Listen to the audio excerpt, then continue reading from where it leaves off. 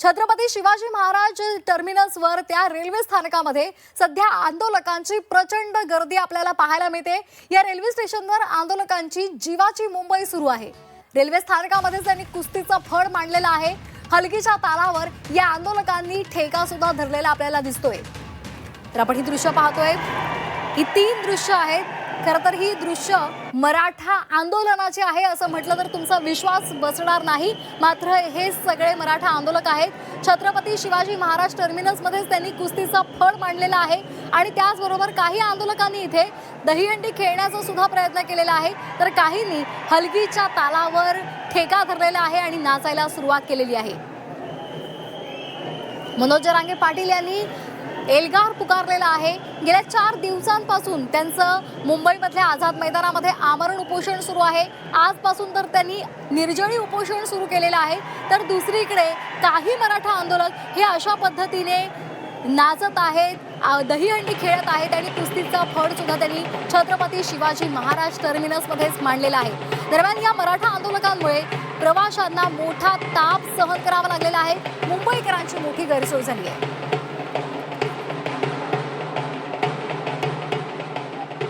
तर छत्रपती शिवाजी महाराज टर्मिनसवर मोठ्या प्रमाणात आंदोलकांची गर्दी झालेली आहे। 5 तासांपासून आंदोलकांनी इथे अडथळा आणण्याचा प्रयत्न केलेला आहे आणि त्यामुळे प्रवाशांना त्रास सहन करावा लागतोय। पोलिसांनी सूचना केलेल्या आहेत, मात्र त्याकडे या आंदोलकांनी दुर्लक्ष केलेलं आहे आणि त्यामुळे साहजिकच या मराठा आंदोलकांवर सध्या टीका केली जाते। 5 तासांपासून आंदोलकांनी रेल्वे स्थानक परिसरामध्ये आणि त्याचबरोबर रेल्वे स्थानकावर सुद्धा गोंधळ घालायला सुरुवात केलेली आहे। या संदर्भात अधिक माहिती देत आहेत आमचे प्रतिनिधी शुभम कोळी। शुभम, छत्रपती शिवाजी महाराज टर्मिनसवर सध्या आंदोलकांचा गोंधळ सुरू आहे। पोलिसांनी सूचना करून सुद्धा हे आंदोलनकर्ते ऐकत नाहीयेत। काय नेमकी सध्याची परिस्थिती आहे?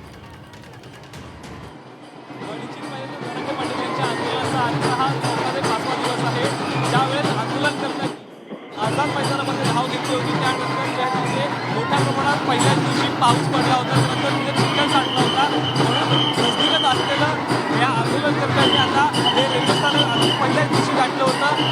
या रेल्वे स्थानकावरती जे फलक आहेत त्यावरती ते क्रिया मांडला होता। अगदी सादर कपडे टाकून त्या ठिकाणी ते त्यांनी आश्रम घेऊन सोडला होता।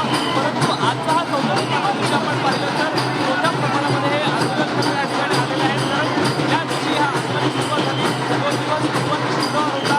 त्यावेळेस जे आहे ते मुंबईमध्ये जे सरकारी ऑफिसेस आहेत त्याला परंतु आजचा आपण दिवस पाहिलं तर आज सोमवारचा हा दिवस आहे। सकाळ उघडलेली आहे सोमवारची। मोठ्या प्रमाणात कामगार वर्ग स्थळी जाण्याकरता या आणि शासकीय कार्यालय या ठिकाणी आपण पाहिलं तर आणि या शासकीय कार्यालयाच्या बाहेर जाण्याकरता जो हा आझाद मैदानाकरता जो मुख्य मार्ग आहे तो मार्ग बघणाऱ्या असं विधान भवनाचे त्याच ठिकाणी या सकाळपासून जे आहे आंदोलन करते या ठिकाणी जाम संपूर्ण केलेला आहे। समोर बाजूला आपण जे फलाट पाहतोय त्या ठिकाणी जेव्हा प्रवासी या ठिकाणी येतात त्यांना देखील मोठी अडचण या ठिकाणी बाहेर जाण्याकरता निर्माण होत आहे। परंतु लोक सकाळपासूनच रेल्वे प्रशासनाच्या माध्यमातून या आंदोलनकर्त्यांना विनवणी करण्यात येत आहे की हा जो करावा, परंतु आंदोलनकर्ते जे आहेत त्यांच्या भूमिकेवरती ठाम आहे। मार्ग जो आहे तो मोकळा करायला ते तयार नाही। संपूर्ण रेल्वे आपण पाहिलं तर या आंदोलनकर्त्यांनी गाजवलेलं दिसून आहे। या आंदोलनकर्त्यांना आपण पाहिलं तर अशा प्रकारचं रिंगण या ठिकाणी घालून देण्यात आलेलं आहे आणि या ठिकाणी त्यांची बसण्याची असेल किंवा इतर गोष्टींची सोयी सुविधा देखील केलेली आहे। त्याच्या दुसऱ्या बाजूला देखील अशाच प्रकारचं सोयी ज्या आहेत केलेल्या आहेत आणि या दोन्ही आपण जर पाहिलं तर हा जो मधला भाग बॅरिकेडिंग केलेला आपल्याला दिसत असेल, या मार्गावरून जे आहे ते सर्वसामान्य प्रवाशांना जे आहे ते जागा अगदी पासूनच म्हणजे की सकाळच्या 6:30 ते 7 वाजल्यापासूनच या ठिकाणाहून मोठी गर्दी जी आहे ती उसळलेली होती। अजून देखील आपण पाहिलं तर रेल्वे प्रशासनाच्या माध्यमातून जी आहे ती वारंवार या आंदोलनकर्त्यांना जी आहे ती विनवणी करण्यात येत आहे की कृपया करून रेल्वे स्थानकाचा जो मार्ग आहे तो मोकळा करावा। परंतु आपण पाहिलं तर कशा प्रकारे आंदोलनकर्ते या ठिकाणी हलगर्जीपणावरती जे आहे ते नाचताना आपल्याला दिसून येतात आणि त्याचबरोबर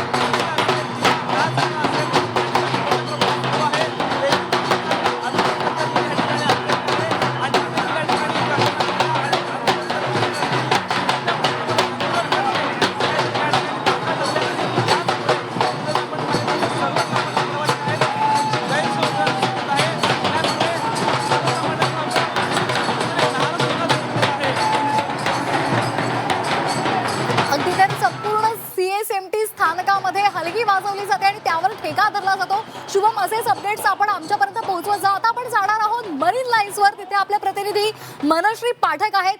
मनश्री, खरं तर शिस्तबद्ध मोर्चे हे मराठा आंदोलकांचे आपण अनेकदा पाहिलेले आहेत, मात्र आत्ताच सध्याचं जर चित्र पाहिलं तर काही मराठा आंदोलक वाटेल तसे वागतायत. खेळ सुरू आहे, त्याचं कुठेही आंघोळ केली जाते.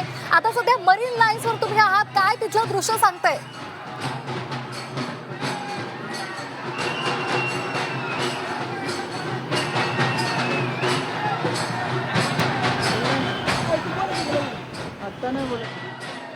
तर छत्रपती शिवाजी महाराज टर्मिनस रेल्वे स्थानकावरची आपण ही दृश्य पाहतोय. हलगीच्या तालावर खरं तर नृत्य केलं जात आहे, मात्र हे नृत्य करताना त्यांना थोडीही कल्पना नाहीये की मुंबईकरांना, त्या प्रवाशांना मोठा त्रास सहन करावा लागतोय. नोकरदार वर्गाला तर त्रास होतोयच, पण त्यामध्ये काही ज्येष्ठ मंडळी सुद्धा असतील, त्यांचीही तमा न बाळगता हे आंदोलन करते जोर जोरात तिथे हलगी वाजवतात आणि नृत्य करतायत. पोलिसांनी अनेक महत्त्वाच्या सूचना त्यांना केलेल्या आहेत. इथून तुम्ही बाजूला व्हा असं सांगण्यात येत आहे, मात्र तरी सुद्धा पोलिसांच्या सूचनाकडे हे आंदोलनकर्ते सपशेल दुर्लक्ष करत आहेत. तर आपण ही दोन दृश्य पाहतोय. छत्रपती शिवाजी महाराज टर्मिनस मध्ये मोठ्या प्रमाणात हलगी वाजवली जाते आणि त्यावरच या आंदोलकांनी ठेका धरलेला आहे. खो खो खेळला जाते, कबड्डी खेळली जाते, तसंच दहीहंडी सुद्धा खेळली जाते. ही सगळी दृश्य आपण पाहतोय आणि मोठ्या प्रमाणात इथे मराठा आंदोलक इथे आपल्याला पाहायला मिळत आहेत आणि त्यांनी ठेका धरलेला आहे.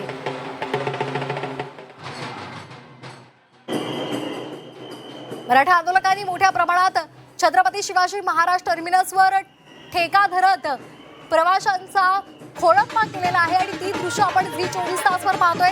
आणि आता ही 8 दृश्य आपण पाहतोय. कुस्तीचा फड एके ठिकाणी रंगलाय, तर कुठे रेल्वे स्टेशनवर कवायत केली जाते, हलगीच्या तालावर नृत्य केलं जाते, झेंडे फडकवले जात आहेत. खो खोचा डाव सुद्धा मुंबईच्या रस्त्यांवर या मराठा आंदोलकांनी खरं तर त्यांनी रंगवलेला होता.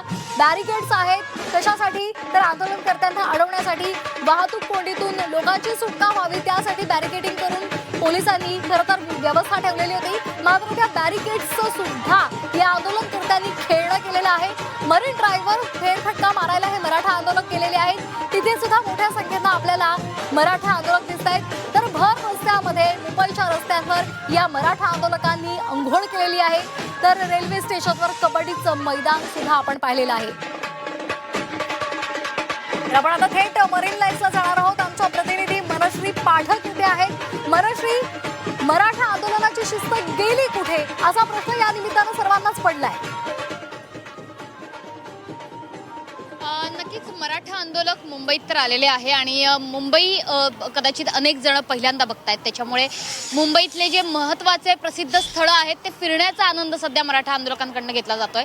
सध्या आपण हे मरीन ड्राईव्हचं दृश्य बघतो आहोत, ज्या ठिकाणी पर्यटकांची गर्दी असते त्या ठिकाणी आज आपल्याला फक्त आणि फक्त मराठा आंदोलक बघायला मिळत आहेत. पोलिसांचा बंदोबस्त तर आहेच, मात्र मरीन ड्राईव्हवर अर्थातच वाऱ्याची थंडगार झुळूकही आहे, झाडंही आहेत. त्यामुळे याच झाडांखाली आणि या बाकड्यांवरती ते आराम करताना आपल्याला बघायला मिळत आहेत. इकडे झाडांखाली बरेचसे मराठा आंदोलकांनी विसावा घेतलेला आहे, ते विश्रांती करतायत आणि हा संपूर्ण मरीन ड्राईव्हचा परिसर हा केवळ आणि केवळ मराठा आंदोलकांनी व्यापून टाकलेला आपल्याला बघायला मिळतोय. मरीन ड्राईव्हवरती संपूर्णतः मराठा आंदोलकांचं आता काही वेळापूर्वी जेवण सुद्धा पार पडलं होतं. याच ठिकाणी ते जेवणार आहेत, इथेच ते विश्रांतीही घेणार आहेत, आरामही करणार आहेत.